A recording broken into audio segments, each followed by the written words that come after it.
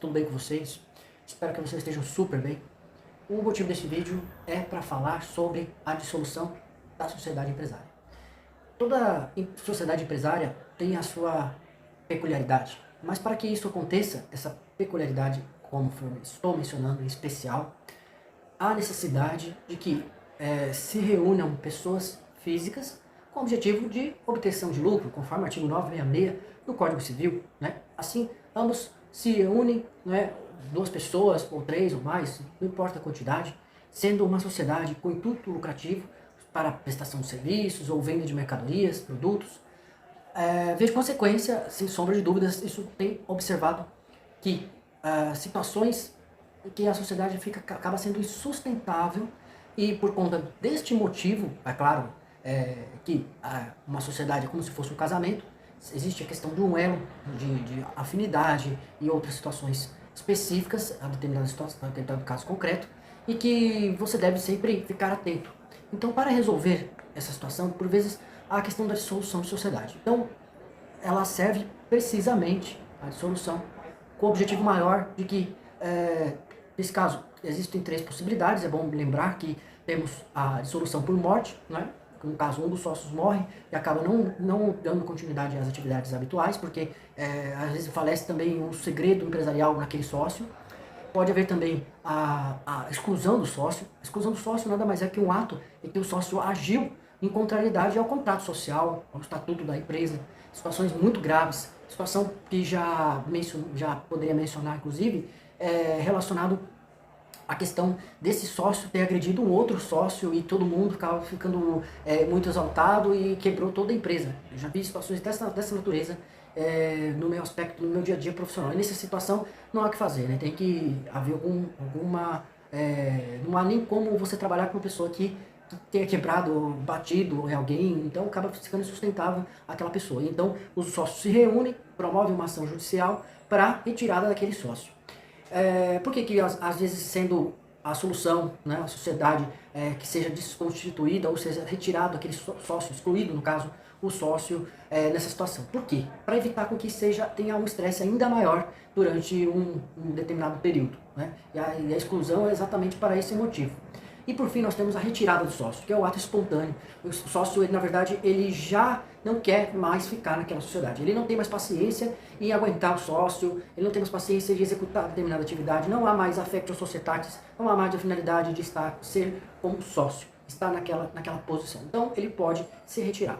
Então, por este motivo, a questão da retirada do sócio, por conta de diversos fatores, inclusive a relação entre os sócios que não está muito boa, e aí, por este motivo, ele pode também ser retirado da sociedade.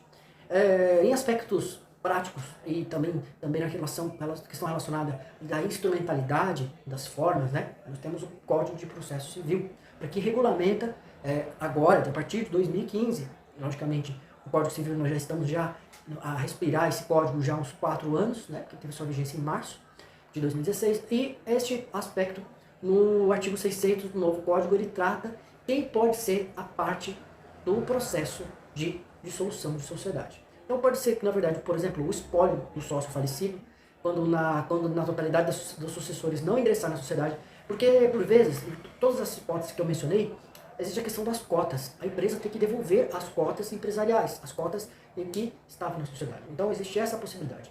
No caso também dos sucessores, após concluída a partida do sócio falecido, e aí, nesse sentido, pode os sucessores promover uma ação perante a sociedade para a retirada do sócio, né, retirada no caso para que sejam pagos as cotas, né, sejam liquidadas inclusive, e também pela sociedade os sócios sobreviventes que não admitiram o ingresso do espólio como sucessores na sociedade. Porque por vezes, na prática, existem situações que no contrato o sócio, o herdeiro sucede o trono, digamos assim, da sociedade. Então o herdeiro ele vai agir dessa maneira, ele vai substituir o pai, a mãe que faleceu naquele contrato. Então, o sócio que sobreviveu naquela sociedade, ele poderá promover essa ação judicial, essa medida judicial adequada, e por esse sentido, quando ele promove essa sociedade, via de consequência, um fator ainda maior é que, a partir do momento que ele não quer aquele sócio, ele pode sim ingressar com essa ação, para retirar da sociedade. Agora, o sócio que exerce o direito de retirada, e ele tem um prazo ainda de 10 dias após a retirada entrar com essa ação judicial. A própria legislação assim prevê. Para alteração, formalizar a alteração do contrato social. Então, para que seja desligado, que ele seja desligado da sociedade. Para fins práticos, acho que é muito importante, a doutrina e a jurisprudência não tem mencionado muito acerca desse ponto, mas temos também a dissolução, na verdade, dissolução ficta ou dissolução, como se diz, de fato. Então, a dissolução ficta ou de fato é ainda pouco se falado durante este curso, a partir de 2016 para frente. E aí eu acho interessante que nós tenhamos em mente que existe essa dissolução de fato do sócio retirante, de forma inclusive comparada ao divórcio, né, lá na seara do direito de família. Por quê? Porque às vezes é o seguinte, de fato, o sócio, ele saiu da sociedade e pediu que fosse sair da sociedade, dizendo, olha, eu não quero mais ficar na sociedade. Manda um e-mail, comunica a contabilidade, tudo, comunica a empresa, faz todos os procedimentos adequados. No entanto, o que ocorre na prática? O sócio, por preguiça, desleixo ou por qualquer motivo, né, acaba deixando aquele sócio na sociedade com aquelas cotas. E o outro sócio nem se toca que ele tem direito também às cotas, tem direito ao funcionamento da empresa, tem direito a outros benefícios que lhe são propícios da atividade empresarial. Isso não restam dúvidas quanto a isso. Então ele acaba largando mão, manda um e-mail, manda uma carta, correspondência, telegrama, seja o que for, dizendo, eu não quero mais participar da sociedade. E por esse motivo, acaba ocorrendo o quê? O sócio que ficou na sociedade não tira no prazo adequado. E aí corre-se o tempo. Existem processos judiciais no quais ele acaba por responder. Os prejuízos são, por vezes, inestimáveis. E aí existe o reconhecimento daquele período que o sócio saiu da sociedade de fato. Então por isso que se diz sociedade de fato, retirada do sócio de fato. É muito diferente da retirada do sócio de direito, porque você formaliza por documento que eu saí da sociedade. Mas nada impeça que eu saí da sociedade, eu não posso sair, da mesma forma que no casamento, eu não posso sair sem nada nas mãos. Então, nada mais que é adequado, que justo, que ser recebíveis os valores provenientes do exercício da empresa, dos lucros oferidos na empresa. Então, é este ponto que nós temos que observar. Neste aspecto ainda, sobre essa questão da retirada, pela sociedade, nos casos que a lei não autoriza a exclusão extrajudicial. No caso que a lei não exclui de forma extrajudicial, a legislação, por vezes, não fala a respeito sobre qual é a forma em que a lei não autoriza a dissolução, a exclusão. Mas existem situações em que, por exemplo, um contrato social, já vi contratos sociais na prática, em que se um sócio sair, a sociedade vai ser dissolvida por completo. Não terá a continuidade das relações empresariais. Então, por esse motivo, haverá pela sociedade, em nome da sociedade, a retirada, a exclusão do sócio, ainda que não seja extrajudicial, que vai ser pela via judicial. Teriam efeitos, por vezes, declaratório. Então, eu acho muito válido e interessante que nós tenhamos em mente este instituto, né, não só da questão da dissolução, mas quanto em relação aos efeitos declaratórios de uma sentença que não extingue a sociedade, mas que mantenha. Então, até inclusive em consonância ao artigo 170 da Constituição Federal, livre liberdade empresarial.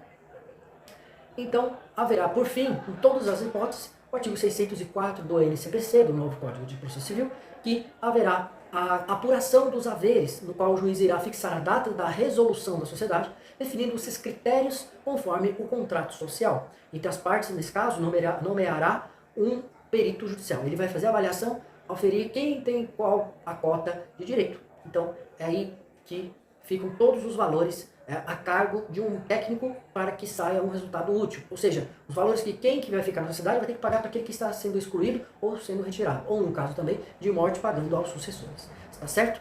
Eu encerro esse vídeo. Espero que vocês tenham entendido sobre esse tema. Eu já tinha falado nesse vídeo sobre esse tema, não do vídeo, mas eu escrevi lá no meu blog, escrevi também no Jus Brasil, escrevi sobre esse tema, porque há um tempo atrás, assim que saiu o novo código, eu acabei por fazer esse artigo, elaborar o artigo como meio de estudos. Depois disso, eu comecei a trabalhar nessa área. Então, pelo vasto conhecimento que eu tenho referente a essa questão de dissolução de sociedade, por vezes, não sei se eu acabei mencionando, já trabalhei tanto casos mais simples de dissolução, quanto os casos mais complexos de dissolução de sociedade, seja eles pela via extrajudicial ou mesmo judicial. Espero que vocês tenham entendido sobre o tema. Se inscreve no meu canal, que vai ter muito mais novidade por aqui, certo? Forte abraço!